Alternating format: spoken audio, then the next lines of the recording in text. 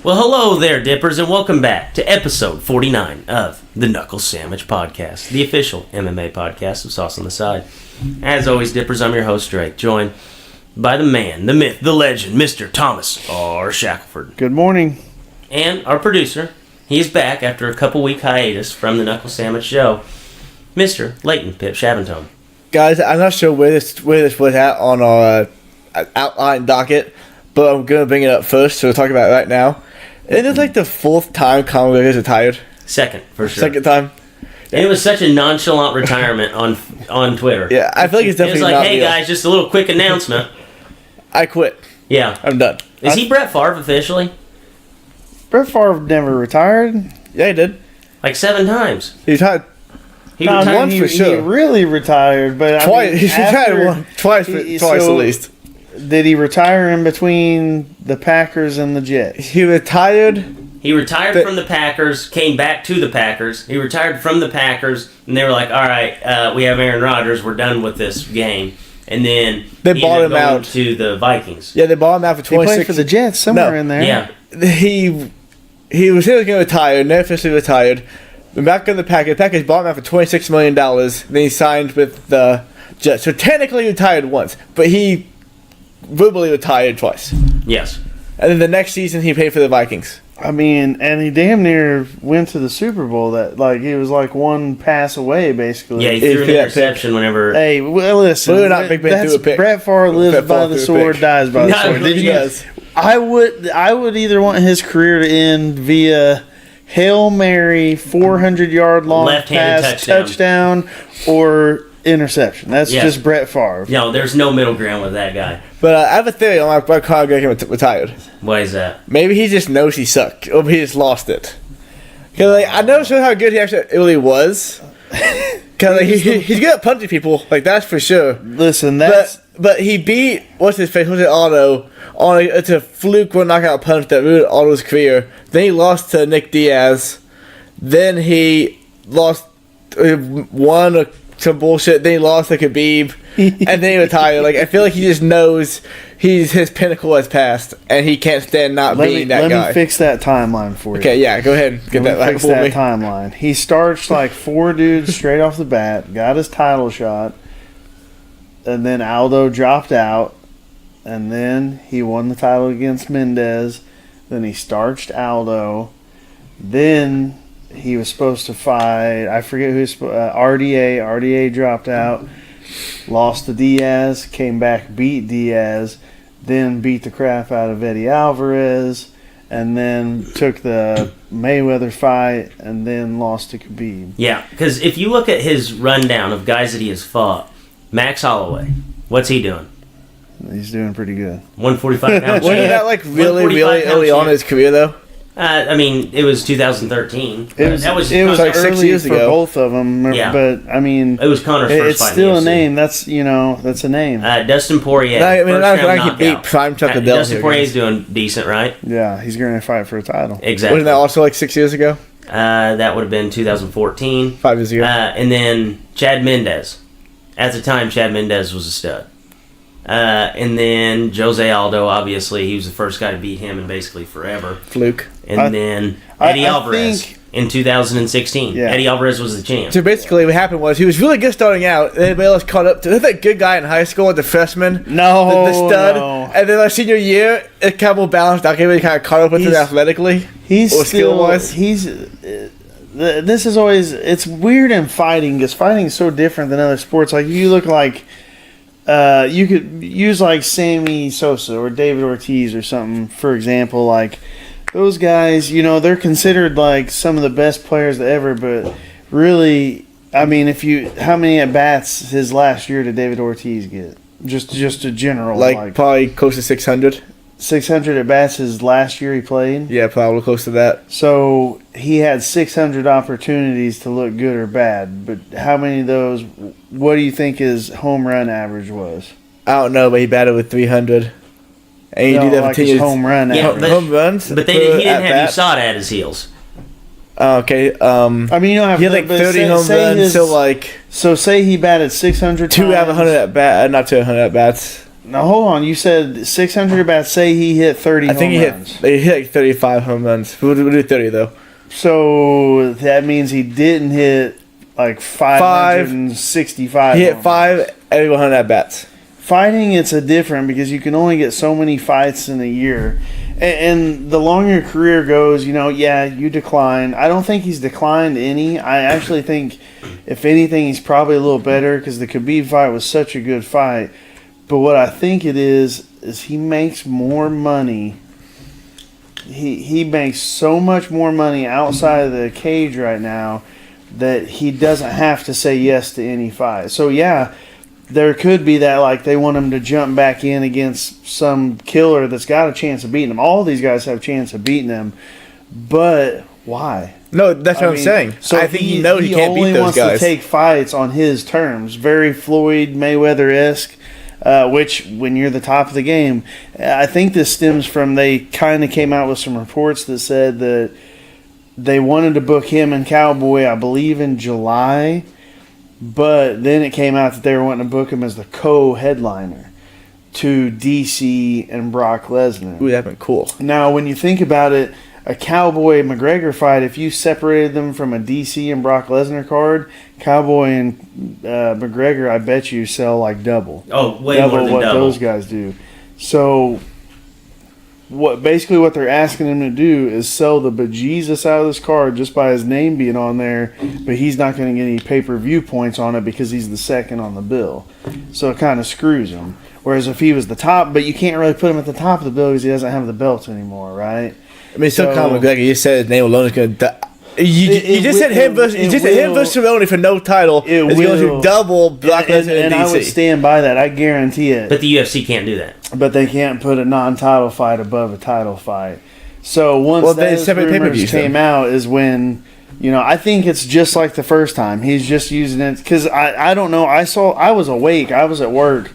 I saw the tweet pop up. It said like 3 minutes ago. So I saw the tweet. It already had like a freaking 100K, like an insane amount of likes within like 5 minutes. Okay, that's nice. But you don't think a little bit, because you said they're going to put him against some killer or one of the guys that could beat him. And you don't think they could all beat him. And you don't think a little bit might be his fear of his ego taking another hit.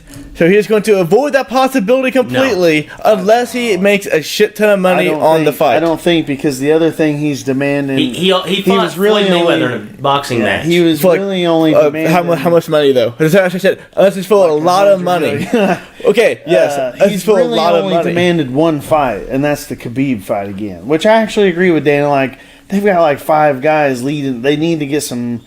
I love McGregor. He's probably my favorite fighter of all time, just because of everything surrounding him. But absolutely, anybody in the top 10 has a chance of beating him. I mean, I'm not saying that, but I'm saying like there's no reason for him to take that fight. I mean, because you're right, it does take a hit to his... I mean, even if it's not to his ego per se, it does take a little hit to his reputation. That's why Floyd Mayweather's not fighting Canelo now, because he beat Canelo 12 years ago when Canelo was 19, and he's always going to be like, yeah, well, I whooped Canelo's ass. Well, you beat him 12 years ago. Try and beat him now. Well, almost as bad as beating Max Holloway 6 years ago.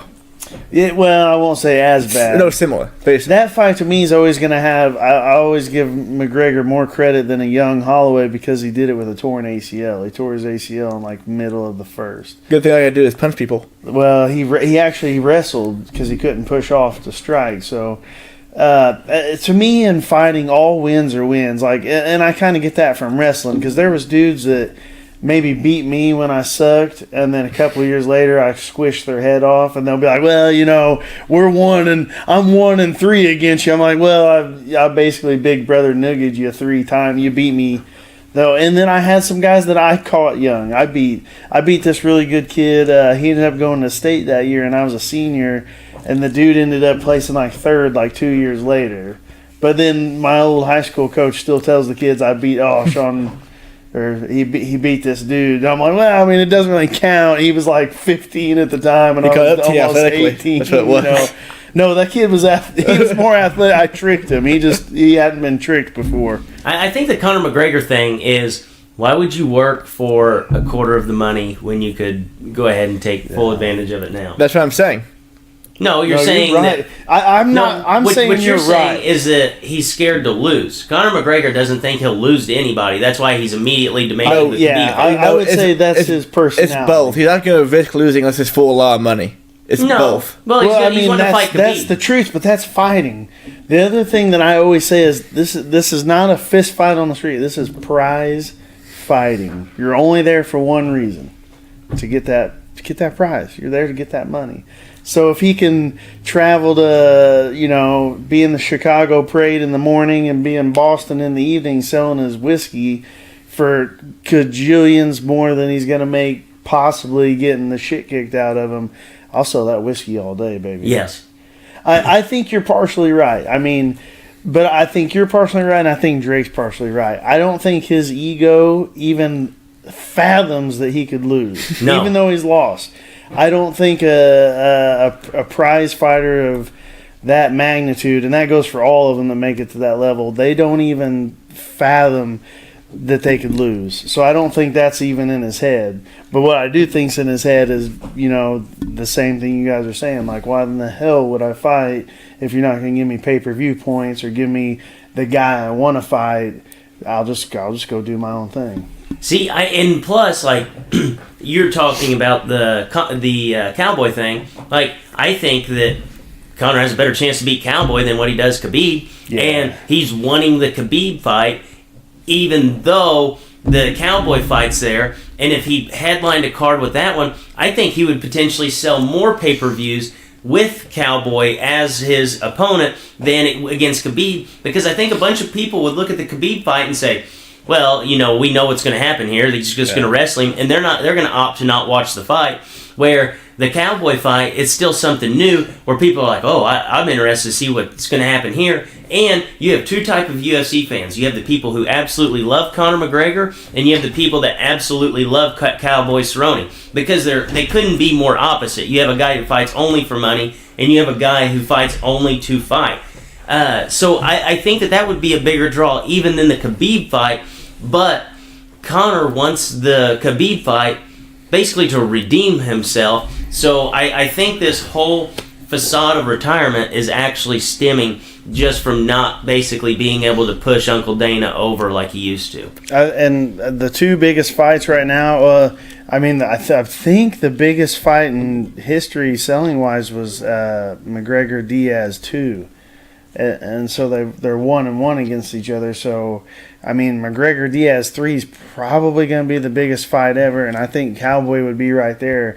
I think of those three names, I think Khabib's the lowest selling one. Yes, I agree. But that brings like country war into it, and it's hilarious. Well, and like he said, like you have people that love McGregor and people that hate McGregor, and people love Cowboy. The people that hate McGregor are probably the same people that love Cowboy. Absolutely. So you're kind of getting that weird little swath there. I don't think he's retired. I think he'll at least probably get one more. Win or lose, I think he'll probably get one more. So there's some weird legal stuff maybe getting ready to go on that I heard some rumblings of it a couple months ago, but it's kind of popping up again now. I guess the New York Times did an article on it, but as long as nothing stems from there, I would say we see him this summer, and then that may be it. I feel like maybe one more, and then he'll probably scoot. Yeah, it'll be interesting to see what happens. Did you guys see the video of him pumping up the Boston Bruins before their? Oh yeah, that was awesome. I did not know how big hockey players were. Every one of them looked like a foot taller than him, and he's not a short dude. No. That whenever he was shaking hands with them, those dudes are giants. I guess I'm gonna have to go to a pro hockey game just to see how big those guys are. Yeah, plus they look bigger because they have like 2 inches of skate underneath them. So they look like they're 7 foot tall. Yeah, they're all Yao Mings out there skating around. Yeah. So we actually already hit one of the biggest topics we'd probably talk about. Guys, we're also going to break down UFC 148 Fight Night, and we're going to talk about the UFC ESPN 2 card this weekend, which is actually going to be in Philadelphia.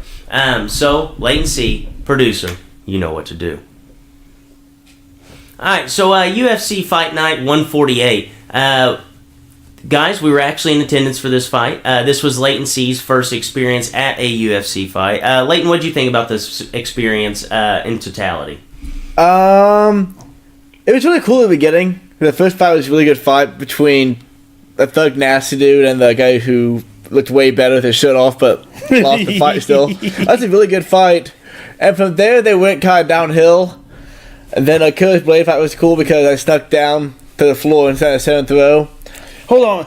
I was going through my head this weekend when I could remember. You were sending texts. You were sitting next to some people that weren't speaking English, and you're like, this dude's wearing like a 10K watch. Like, dude, yeah. I was cracking up because the fights had gotten boring, and I was looking at these texts, and I was like, there's no telling who Leighton's sitting next to. Dude, like, I sit down in this chair, look at the guy, and said, "Was who was here before me?" He said some shit, and the language really fucking fast. Look at his buddy looking at me like the guy has to be Igor. Looking at me like he's going to tear my face off. The guy's wearing a freaking ring the size of my head, a big old chain, and the whole time they're sitting there very, very seriously watching these guys talking very fast in another language. I wonder who the hell he was sitting next to. There had to have been somebody. Not just anybody. It had to have been a somebody. I want to get a picture, but I was too afraid to do my phone. Yeah, you're better off. You're better off than I was trying. Yeah. Oh, that'd been awesome. Yeah, That would have been awesome. But no, so anyway, right before the Curtis Blade fight, I snuck down to the floor, set a 7th row by some sketchy dudes, and I got to see the Pettis knockout from like the profile view. That dude hit fucking hard. Yeah. And that place went nuts. It was awesome. It was awesome. So like we'd said, Leighton actually tipped off the main event. Anthony Pettis versus Stephen Thompson. Basically, fight of the night. Like it was unbelievable. Oh, yeah. It was great to watch. Obviously, Stephen Thompson basically just stalked him down for a while. Was beating him like a drum in the second. Anthony Pettis comes flying off the cage, basically with a bounce off the cage Superman punch, and just knocks Stephen Thompson dead. What did you think about that fight, Mr. Shackelford? I guess I have to eat crow, man. When we talked about it, I said there was no way on earth Pettis wins that fight. First round, he didn't fight like Pettis, man. He basically just put his hands up like Muay Thai style and walked forward and was hitting low kicks. That's pretty much all he was hitting was low kicks. And I think somewhere close to the end of the first, about midway through the first, I felt like Pettis was outstriking him. And I was thinking, man, he's kind of wearing Wonder Boy out a little bit. But Wonder Boy ended up hitting him with a jab, I think, and busted his nose. And as that first round went on, I kind of felt like Wonder Boy definitely did more damage, but Pettis outstruck him. Well, then you were like, I wonder if he's hitting those low kicks to drop his hands low. And this sounded like a good game plan. And we both commented on like how red Wonder Boy's body was. Second round comes out and it's just more of the same. Like Pettis is kind of just eating that jab and just sticking to low kicks. And kind of I thought maybe in the later rounds he was going to start going up top, but man, he just rebounded off the cage. He was getting pushed up against the cage. Definitely lost the second round. Got pushed up against the cage and just did a little nudge back like he was coming off the rope in a wrestling match and hit him dead, man.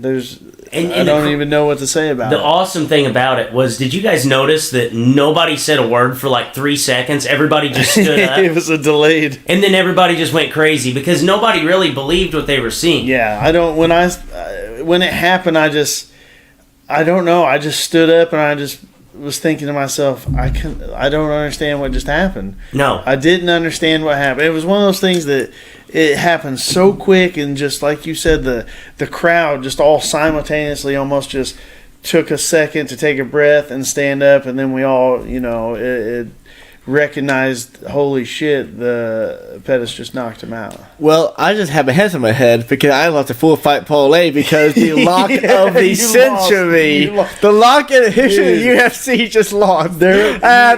$100 on the lot. I would have won $100. I was so close, but no. But hold on. I did say that fight was a lock, but I told you. You said don't bet. The day of the show, don't bet. You texted me every day until we left, and on the ride up there, I told you not to bet. You did, but this fight, it was the one. No, if there was going to be one to bet on, you're right. I think I was like, that's a Stephen Thompson lock. Thank God I didn't bet more. No. Only time I'll ever say that, thank God I didn't bet more. Yeah, that's one of the few times you'll say that with your picks. It was so bizarre. Good for Anthony Pettis, though, because, I mean, 3 fights ago, we were calling him done. Yeah. I mean, realistically, 3 fights ago, you can pull the tape from whenever he fought Tony Ferguson. Yeah, right before that fight, we said he should probably retire, and he made us eat crow. Yeah, at that division, I think he might be a lot like the Cowboy whenever he went up that division. Like, he's definitely going to win some fights there.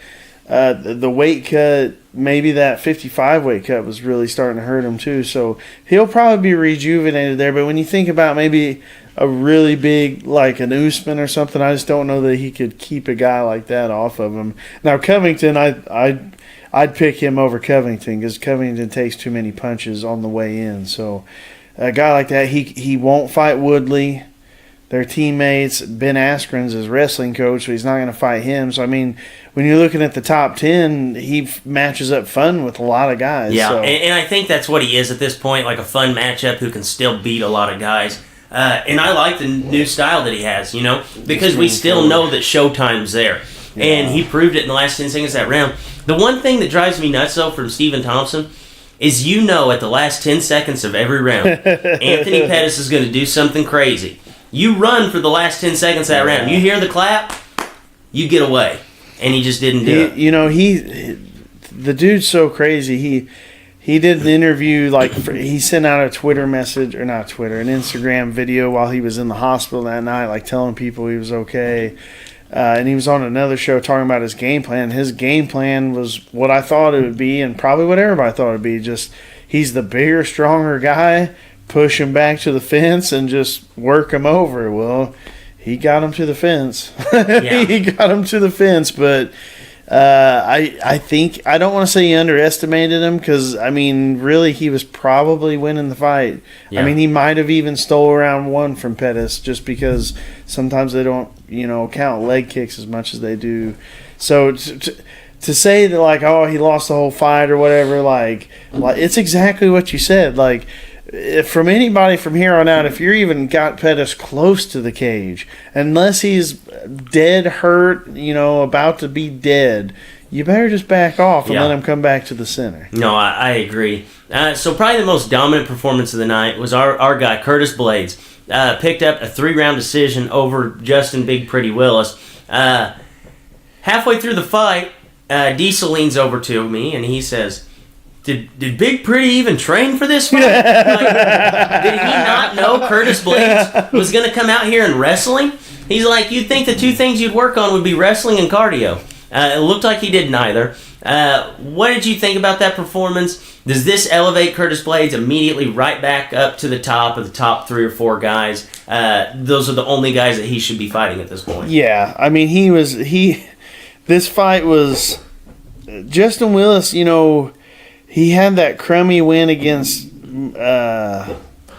Mark Hunt, but aside from that, he's fought the low level guys. So for him to trash talk enough to get this fight against the number 4 ranked guy, it would have moved him up. But as far as Blades, I mean, not really. It just kind of proves that he's in that. If you're not Francis Ngannou, you're in trouble. Yes. And if him and Francis fought 10 times, I'm going to bet on him 10 times. I agree. So for him, it doesn't propel him really anywhere, but it just proves, hey, he's one of the top 4 guys. Yeah, because I mean, even whenever we talked about the Ngannou Blades fight before, we were all over Blades because the wrestling is that dominant. Yeah. It really is, and I really think that him and DC would be a fun fight if you're a wrestling fan.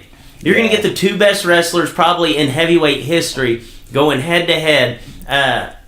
For 5 rounds. Well, and you saw Stipe bully DC a little bit. Now, some of that I think DC was, maybe playing possum a little to try and get into that the clinch sequence that got him the knockout. But I don't think there's, at this point in DC's life, he's like 40 years old. I think the size would be a big issue for him, and I think the wrestling would be a really big issue for him with Blades. That's another reason why I think the Lesnar fight's a lot more dangerous for him than people think, just because I guess they just don't know how good of a wrestler Lesnar is and how much bigger than DC is. So, wait, people don't understand that's not a good idea for DC? I feel like that's No, obvious. they think that DC will just run through it. They think that he's just going to mow Lesnar over. And he might, hit Lesnar and beat him up and stuff, but it's not as easy as what you think. This is one of those times like naivety is a good thing.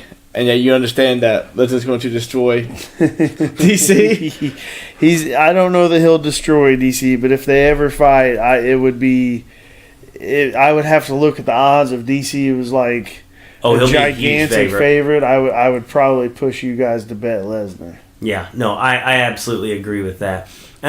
So running down the card here, we'll just read off some results. John McDessie beat Jesus Pinedo. I don't even know if we need to read those. Those fights were terrible. That was a terrible fight. Probably the worst and that's fight of the night. Pinedo's fault. Yes. Because McDessie was moving forward trying to hit him. And people were booing him. And I'm sitting there thinking, like, guys, quit booing McDessie. Like, he is trying to make this a fight. I was just booing everybody, man. That was too. So Leighton said that it got a little boring. The Espinoza, Eric Shelton, that was a bad one. Shelton won that fight.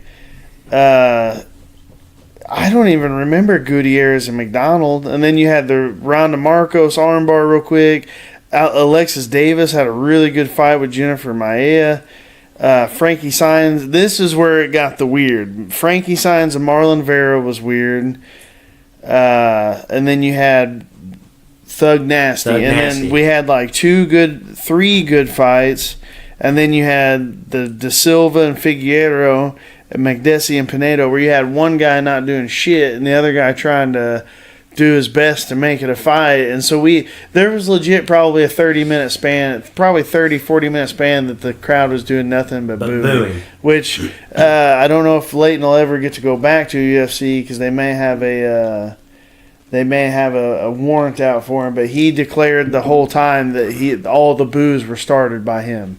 That was also in the text thread that he was talking about this guy. He kept putting, all these boos were started by me. I want you to know that. So the dude up in the top row started the boos on that 45-minute block. Dana White. Public enemy number 1, Tito Ortiz. I saw him. Public enemy number 2, Leighton Chavandone. He stole seats and he booed the shit out of everybody for 40 minutes. That's too funny. So let's go ahead and talk about the biggest winner of the night. Mr. Shackelford, who do you have? You got to go Anthony Pettis, but if there was a close second, it's got to be Thug Nasty. Absolutely. I think Thug Nasty is right up there. Like, Pettis, what Pettis did is just he might be the biggest winner of the year so far. But I think Thug Nasty... It's just an up-and-comer. You'd have to go Thug Nasty. Absolutely. He put on a showcase. Biggest loser of the night. Who do you have? I guess Big Pretty. He didn't do shit. No. He did not do shit. He literally just got... I don't even know if you could... I say this all the time jokingly. I know I could have fought Curtis Blades better than that. Yeah. I know I could have. Only because I might have been able to get some hand control and at least get out of one of those... I don't want to call it a takedown, but when he was taking him back down. Yes, mat return. I might have been able to get out of one mat return if I didn't die on the first one. Yes, so, if you didn't die from the slam on the first one, you may have been able to get out of one. My favorite thing, dude, like if you wanted to just show like a group of wrestlers, hey, here's how you do mat returns. Like all you had to do is show Curtis Blades fight this time. Yeah, you could have all he showed. did was just pick him up, slam him, and then he'd be like, oh no, I'm just gonna buckle his knee this time. Oh, this time I'm just gonna push him forward. Like every style of mat return was there. He put on an absolute clinic with that mat return. Big Pretty. He's going back to the. I don't know what Big Pretty's ranked. I don't know that he's top 15, but his next. I think Blades. He was 10. Yes. Well, he's going to be fighting the top. He's going to be fighting below now. He's going to be fighting for his ranking spot now. No, I agree, and I think a close second would be Davis and Figueiredo. Yeah, well, he at least tried to make a fight of it. Yeah. Here's the problem with that fight.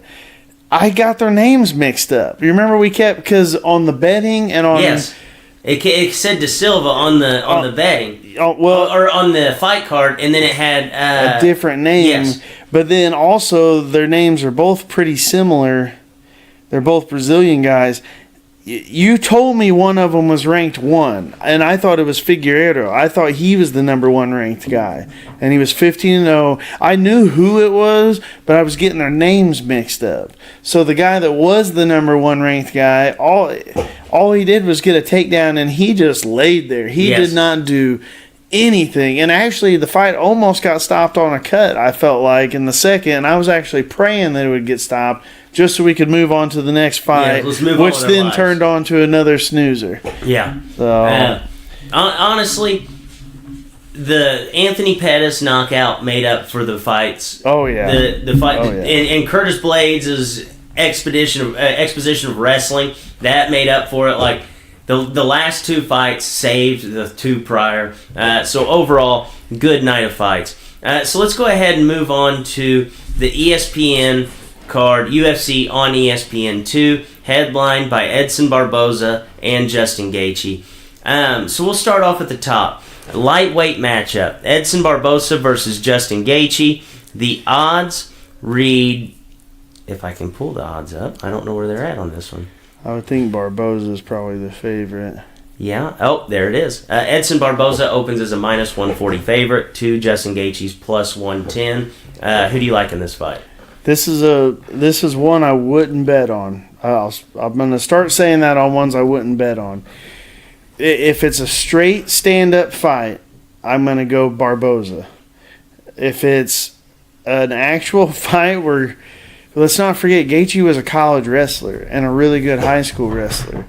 And we know Barboza has some trouble. He's what I would call an athlete. So a lot of those athletes on the first move, if you just try a double from far away, he's going to stop you. But if you chain some stuff in like Khabib or Kevin Lee did to him, he can get taken down. So if Gaethje went out there and was a normal fighter that was like, I'm going to use what I'm best at against what he's weakest at, I think it would be a pretty comfortable win for him. But we know better about Gaethje. He's straight up said he's only got 2 or 3 fights left in his career because of the way he fights, and he's not going to change it. That means he's going to meet Barboza in the middle, and probably what's going to be the most fun about this fight is they're both probably the 2 best leg kickers in all of UFC. So we're going to have 2 dudes standing there trying to punch each other's heads off and leg kick each other's legs off. So if I was going to give Gaethje an edge, it would be in wrestling and punching power. If I was going to give Barboza an edge, it would be just his movement and probably his leg kicks. So I don't know who to pick in this one. Going to be a fun fight. I want to pick Gaethje, but damn it, you know what he's going to do. Yes. Oh, yeah. He's going to go out there and just throw caution to the wind. It's going to be rock'em sock'em robots until one of them falls. I don't know who it's going to be. Yeah. That's going to be a really good fight. I'm actually really excited for that one. So next fight we have on the card, it is a middleweight fight between David Branch and Jack Hermanson. Yeah. And David Branch opens as a slight underdog with even odds, and Hermanson opens as the favorite with -130. Who do you like in that fight? I believe the last time that we picked David Branch, I actually think this was maybe before the show started, or just me and you privately. I told you to pick Branch over Rockhold because he was a gigantic underdog. He started off fast, damn near won the fight, and then got whooped up. Just kind of laid down. Then he knocks out Thiago Santos, and then he fights Jared Cannonier on last minute notice, and got knocked again. Was winning round 1, comes out there round 2, gets the shit knocked out of him, loses. I think I declared that night that I wouldn't pick him again until he proved something to us, which not necessarily does. Hermanson, he's basically the same fighter as Branch. They're setting up, their 1-2 sets up a takedown, and then they're a little bit better on the mat. So, like the top of the bill, that's pretty identical. These guys are pretty identical. I'm going to give David Branch one more chance. if this, Pick and Branch? I'm going to pick Branch because his boxing is more crisp than Hermanson's. If he doesn't win this one, we won't pick him again. I don't believe that. I don't believe that. Ever. We are suckers for punishment, man. We are. And because what's going to happen is he's going to lose this fight, lose us a ton of money, and then in his next fight he's going to be a huge underdog. So we're just going to be like, yeah, let's lay it on the dog, David Branch. He's got it in him, and then he's going to do it again. Well, I mean, look, he knocked out Thiago Santos, who they just said today is going to be fighting John Jones' next title defense. Wow! So in like 2 weeks, and he almost beat Luke Rockhold. He's got the skills. I don't know. There's been a couple times he seems like he folded, and you can't bet on people that fold ever. Except this last time. This is our last chance. Jared Cannonier punched his head into Jupiter on the last one, but if you remember what Jared Cannonier looks like, you know that that's an actual possibility. So we're going to give him a chance, though. This will be David Branch's last chance with the Saucy Pod. So we'll go ahead and move on to a featherweight matchup. Has a guy who's very close to our heart, Michael Johnson. Don't say that. Huh? Don't say that. Why? Because I'm not going to pick him. You're not? No. But we like him. He's one of the other ones that we can't trust, so we got to go Josh Emmett. But we fall for it every time. No, we're not this time. Josh Emmett, Michael Johnson, odds are actually very, very close, which is crazy to me because all three of these fights are basically the biggest dog, or the biggest favorite is a minus 140. Josh Emmett is a minus 110 favorite over Michael Johnson. Actually, Michael Johnson is the favorite. He's minus 120 to Emmett's 110. So, who do you like in this fight? We're going to go Emmett. You know, kind of the same thing with David Branch, which Johnson's never, given up in a fight or folded, but he's had some performances where he just didn't look like he was there, you know what I mean? The St. Louis card we saw last year was kind of one of those. I mean, he fought the damaged Darren Elkins, and just at some point you saw Elkins just take him over, and that's every one of Darren Elkins' fights. I know, but when you know the dude's one way to win is basically just grit it out, then you just I don't know. By the way, Elkins is one of Emmett's I think his cornerman is definitely one of his training partners, so he knows what to look for.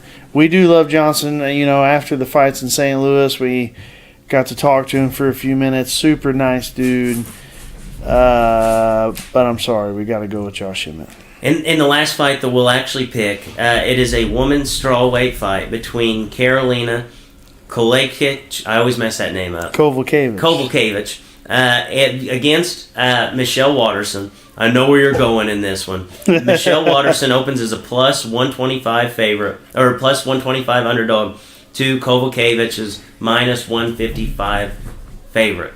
Who do you like in this fight? Waterson. I think her wrestling's a little better. Karolina is coming off a knockout loss. I think she's coming off maybe 2 losses in a row. I know she got KO'd her last one, which was pretty surprising. I believe the one before that, she got subbed really quick. No, she got a KO'd on her last one. Actually beat Felice Herrig and another girl, but then she'd had 2 losses before that. I think Waterson's going to pull this one out. And shout out to her, best looking mom in MMA. Yeah, I think that's pretty fair to say. So as we run down this card, it's actually a pretty good card. I mean, every time they try and put someone on ESPN, they're bringing out just really, really good matchups. Like you said, the main event and co-main event on this card are basically identical fighters going head to head. So those always make for really fun matchups. Obviously, Michael Johnson. He always puts on a very good performance. And then Waterson, Kowalkiewicz, that'll be a good fight. But as we run down here, you have the young up-and-comer guys sprinkled throughout. Ray Borg, he's on the prelim card. Ross Pearson, he's fighting Desmond Green, who actually beat Josh Emmett in a fight that, I think it was a couple years ago. Which fight down below the main card are you most looking forward to? Like you said, Ray Borg, dude. I don't know if you've been following his story. His son has had 7 brain surgeries this year. He just turned 1 today. Wow. And he had 7 brain surgeries. Had a bunch of stents put in. I just want the dude to get in there and get a win. Like, he hasn't fought since his Mighty Mouse loss, I don't think, because his son, he just had a lot of trouble. He had some health issues, and then his kid, I think he's had to drop out of 3 fights this past year.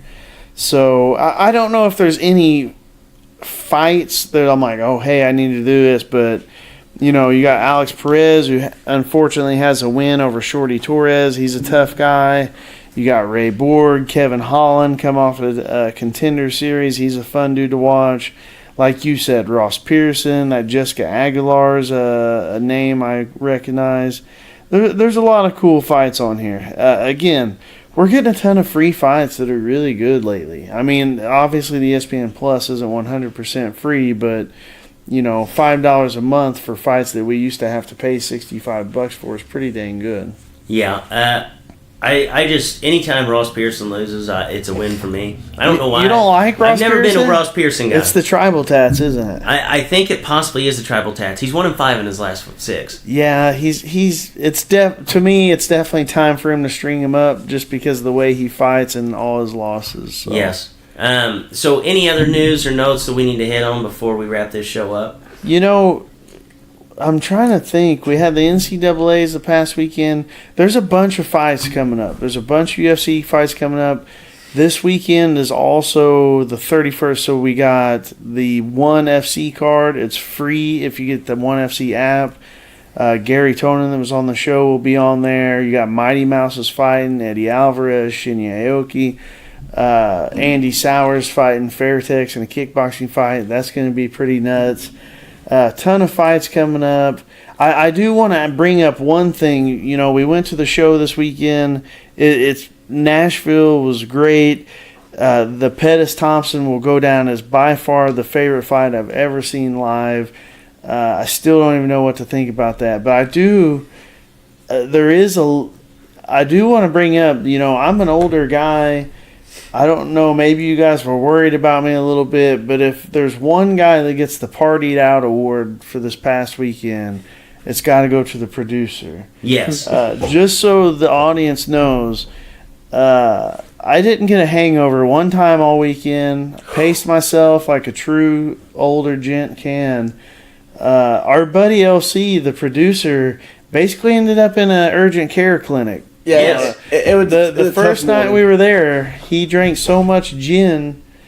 I mean, aside from trying to pour it on. Yes, he drank so much gin that he got bored with it and just started pouring it on my phone. Pouring it on phones, dumping it on one of our other party buds' heads. And then ended up having to go to a little, what's the name of that clinic? It's an IV bar. I got hooked up to an IV, basically. What's the name? Maybe we could tag him in Vitaflow. Vitaflow. Maybe we can tag him in something. Oh, Buddy B, works there, so I got hooked up. They really get the MVP because he was basically puking and shitting himself for the only 3 hours he was awake before he decided to go there. He might not have made it to the fight. There's no way he would if make it wasn't for B-Reich and Vitaflow. Yeah, I know. Yeah. The only other thing I got to say about this weekend was the USA chants they got going. And then what song did you say? You put a tweet out. What song should the national anthem be? Curse to the Red, White, and Blue. By Toby Keith. That was probably one of the coolest moments of any crowd I've ever been in. They play that.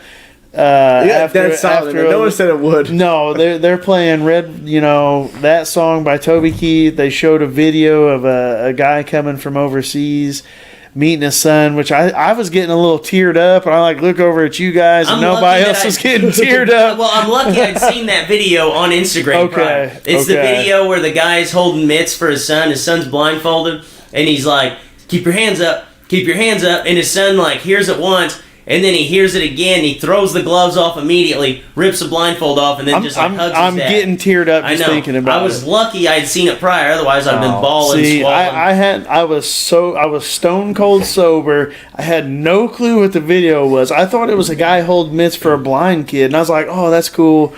Like this blind kid, and then when he took off that blindfold, I realized what it was, and I started tearing up. I look over you and Cappy, and I'm like, oh shit, nobody else is tearing up. They've all had beers this whole time. So as far as going to UFC fights go, that was hands down the best experience I've had. I've seen a lot of cool fighters, had some good times at events, but that hands down was the funnest live event I think I've ever. I have a prediction. I think that Nashville is going to hold an actual UFC title. Yes, it could. I mean, that place. I said at one point it didn't look like it was sold out, but the only downside I could say is you take 10 feet out of the stadium and you're in the biggest party of your life. What's the downside of that? Well, for most of the fights, the arena wasn't filled. They want the arena filled. That is true. So for most of the fights, the arena wasn't filled. But I did see at the end, it seemed like they had filled up. So they could have a big one. They could have a big one, and I guarantee it would be insane. I think Nashville needs a big card. It needs a pay-per-view card. Oh, I agree 100%. And I'm going to look at Anthony Pettis. So people basically came for the last, when you say they started really shuffling in, once the main event started, or not the main event, but the main card. And then by the time that Curtis Blades walked out there, the arena was it seemed like it was packed. Somebody apparently left because Leighton ended up going down sitting next to some wild. No, there were 3 seats on the row empty. See, and I just what happened to those guys? They didn't go to VitaFlow. That's what it was. They didn't. They stayed out too late Friday. They didn't end up at VitaFlow. They missed the show. You took their seats. Well, so here's some context for you. So people were showing up basically for the main event, co-main event. Whenever they have a UFC, the UFC main events where they're like UFC and then the number. 2 fights ago, Pettis was the 4th fight on the card. So you would imagine that people would start rolling in for guys like that earlier. And I think that Nashville could honestly hit a home run with that. I think they could too. I mean, there's plenty of hotels. Like I said, the only real downside isn't even a downside. You just walk right out and you start partying your ass off. Yes. So you got to think no matter who's on the bill, you're going to lose a few people to what was the name of some of those clubs? I don't even remember. But FGL House. Yeah, you're going to lose some to some of those Aldean. clubs. But overall, it definitely can host them more than St. Louis could. Absolutely. Absolutely. Good times. I can't wait for next year. That's my prediction is that their next fight there will be one of the big cards. I can tell you the card we go see next year will definitely be in Nashville. It will not be in St. Louis. Absolutely. I agree. Anything else before we wrap this bad boy up? Nope. Try and watch all the fights this weekend. They're all free. Yes. And on that note, for Drake, for Leighton C., and Mr. Shackelford, Dippers, as always, stay saucy.